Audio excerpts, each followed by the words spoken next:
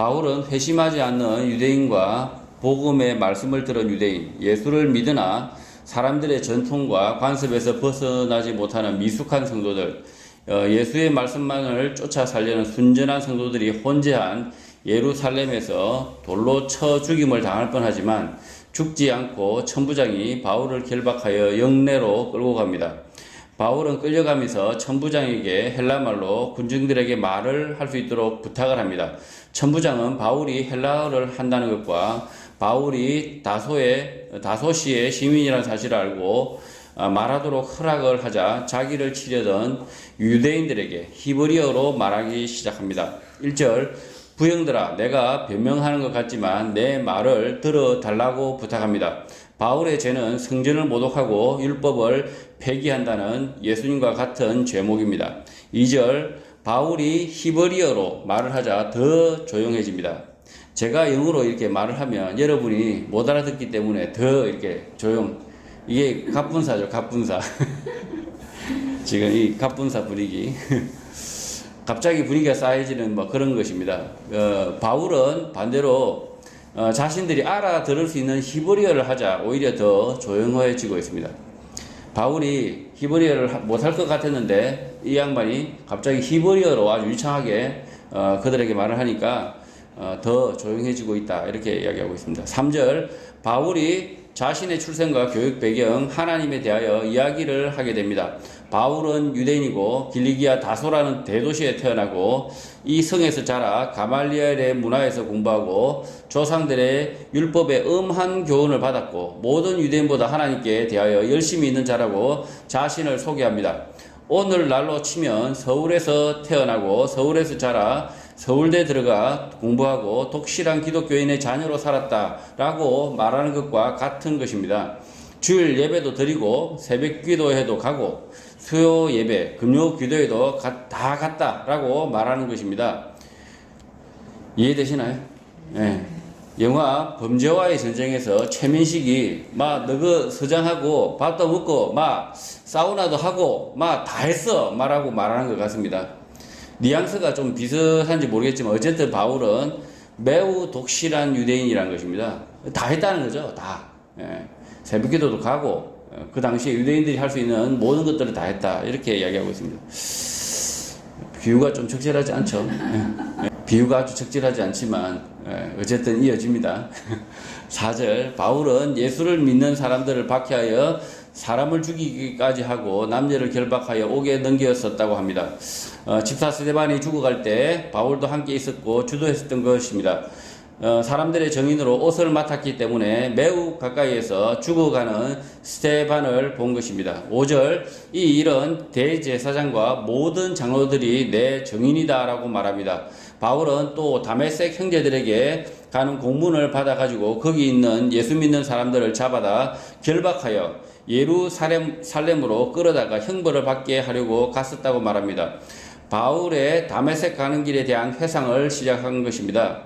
이 다메섹은 시리아의 다마스커스라고 하는 거죠. 다마스커스, 시리아, 지금의 시리아 땅이고요. 다마스커스입니다. 이 지도를 보시면 다마스커스가 한 30km 이렇게 자동차로 가면 이렇게 되어 있습니다. 그러니까 지금 뭐 이렇게 이동 좌우로 가는 거 빼면 한 300km 정도 된다고 봐야죠. 지금으로 여기서 서울 서치면 한 300km면 뭐 대구 정도? 예, 대구 정도는 되겠죠. 예, 그 정도 거리를 바울이 그 예수쟁이들 잡으러 출동을 하는 그런 그 거리입니다. 6절, 바울이 다메섹으로 가는 330km 여정 중에 다메섹에 가까이 갔을 때 정오에 호련히 하늘로부터 큰 빛이 바울을 둘러 빛이었다고 말합니다. 7절, 바울은 땅에 엎드려져 들으니 소리가 있었는데 사울아 사울아 내가 왜 나를 박해하느냐라는 말을 들었다는 것입니다. 8절, 그래서 바울은 대답을 했는데 당신은 누구십니까? 라고 물어보니 나는 내가 박해하는 나사렛 예수라 라고 답을 했다는 것입니다. 부활하신 예수님이 직접 바울을 찾아온 것입니다. 9절, 바울과 함께 간 일행들은 빛은 보지만 나에게 말씀하시는 이의 소리는 듣지 못하였다고 말합니다. 사람은 조금만 멀리 있어도 아무 소리도 듣지 못합니다. 소리가 1m에 한 4dB 이상 급격히 감소를 하기 때문에 듣지 못했을 수도 있습니다. 그러나 바울 일행은 바울 곁에 있었기 때문에 들을 수 있었지만 이 경우는 예수님이 직접 바울에게 찾아온 매우 특별한 경우로 바울 외에 아무도 듣지 못했을 수도 있다 생각됩니다. 제가 이상한 그림 하나 드렸죠? 예, 이상한 그림 아마 그래프를 하나 드렸을 거예요. 톡으로 드렸을 텐데, 예, 이게 뭐냐면 소리가 지금 소리가요 이렇게 입에서 말을 하면 급격히 안 들립니다. 어디에서부터 안 들릴지는 그러니까 이게 가까이 있을 때는 들리지만 조금만 일정 거리만 딱 떨어지면 아예 안 들립니다. 이걸 안 들린다는 이야기를 드리는 거고요. 그런데 지금은 그런 이야기 하는 것이 아니라 바로 옆에 있음에도 이렇게 잘 안 들린다는 거죠. 10절 바울은 예수라 하는 음성을 듣고 직감을 합니다. 십자가에 달려 죽은 예수가 부활하여 자신에게 찾아온 것이기 때문이고 예수가 말한 것을 바울 자신도 듣고 있었기 때문에 그 의미를 안다는 것입니다. 그래서 바울이 대답을 합니다. 주님, 내가 무엇을 하리이까? 라고 답을 합니다. 그러자 주님은 이를 말하는 것이 아니라 다메섹의 형제들을 소개합니다. 예수 그리스도를 믿는 형제들, 교회를 예수님이 소개하고 있는 것입니다. 예수온 교회도 예수 그리스도에 의하여 소개되는 것입니다. 예수 그리스도께서 상처 입은 영혼들의 발걸음을 인도하신다는 믿음을 가져야 합니다. 우리가 전도를 하지만 그 걸음을 이끄시는 분은 주님 예수 그리스도이십니다. 설교가 아니고요. 전도도 아닙니다. 그것은 방편일 뿐입니다. 모든 성도는 예수 그리스도가 믿음으로 이끈다라고 믿어야 합니다.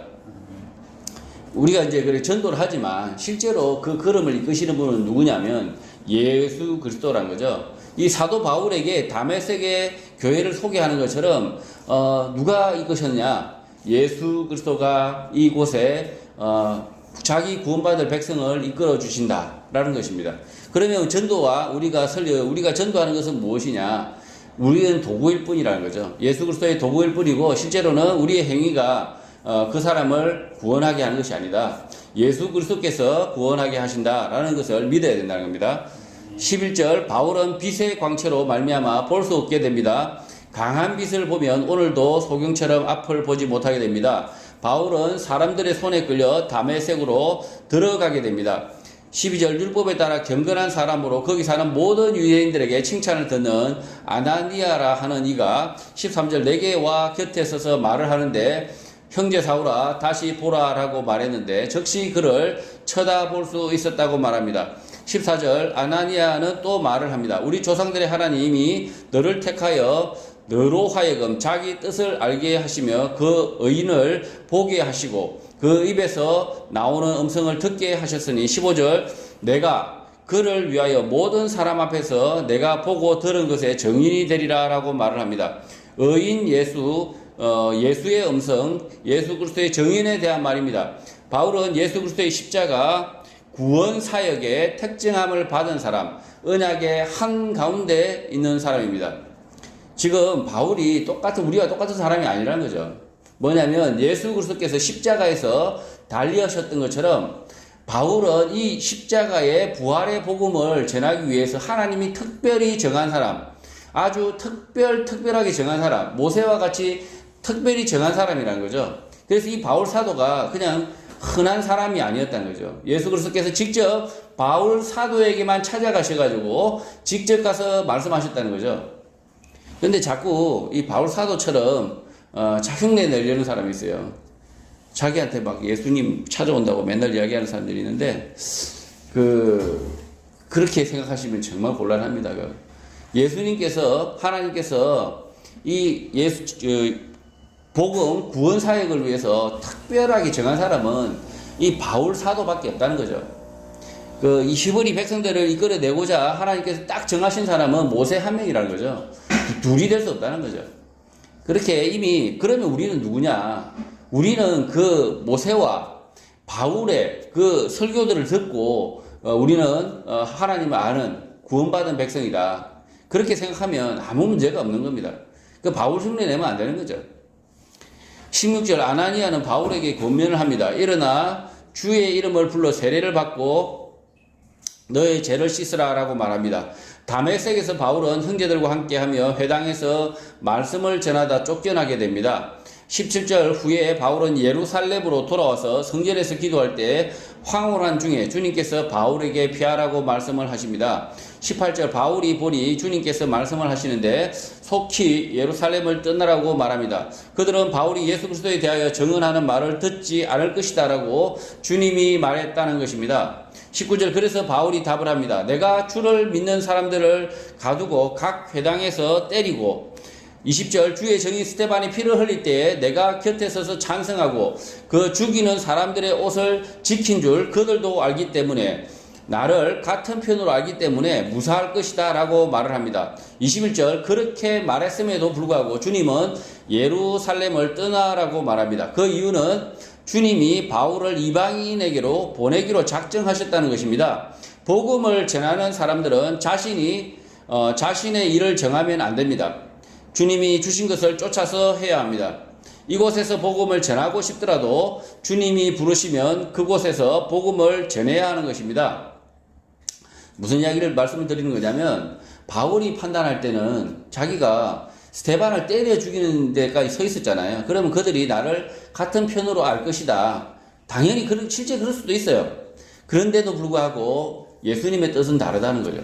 예수님은 오히려 이 스데반을 예루살렘에 있는 사람들, 유대인들이 미워하도록 해서 이방으로 내보내는 것이 예수님의 뜻이라는 거죠.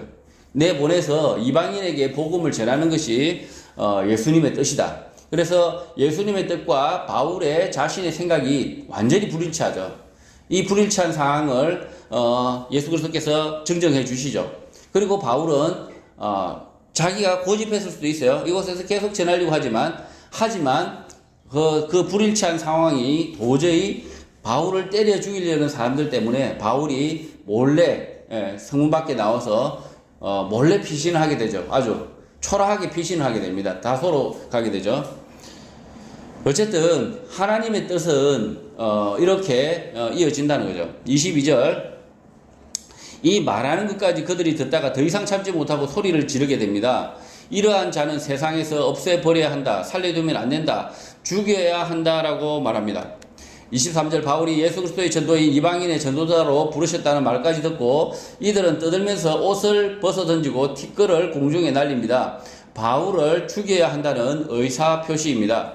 24절 천부장이 바울을 영내로 데려가라고 명을 하고 그들이 무슨 일로 그에 대하여 떠드는지 알고자 하여 채찍질하며 신문을 명합니다. 25절 가죽줄을 바울을 묶으니 바울은 곁에 서 있는 백부장에게 말을 합니다. 네가 로마 시민이 된 자를 죄도 정하지 않고 채찍질할 수 있느냐라고 말을 합니다. 로마 시대부터 죄형 법정주의, 법치주의가 로마 시민에게 권리로서 자리를 잡은 것입니다. 이 죄형 법정주의 뭐냐면 법전에 없는 것은 죄가 안 되는 거죠. 법전에 없는 것은 죄가 안 된다. 도둑질하는 게 만약에 법전에 없으면 도둑질 해도 된다는 거죠. 죄가 안 되고. 그러니까 법치주의, 이 법에 따라서 이렇게 그 죄를 졌어도 법에 따라서 처벌을 해야 된다. 이게 법치주의잖아요, 그죠?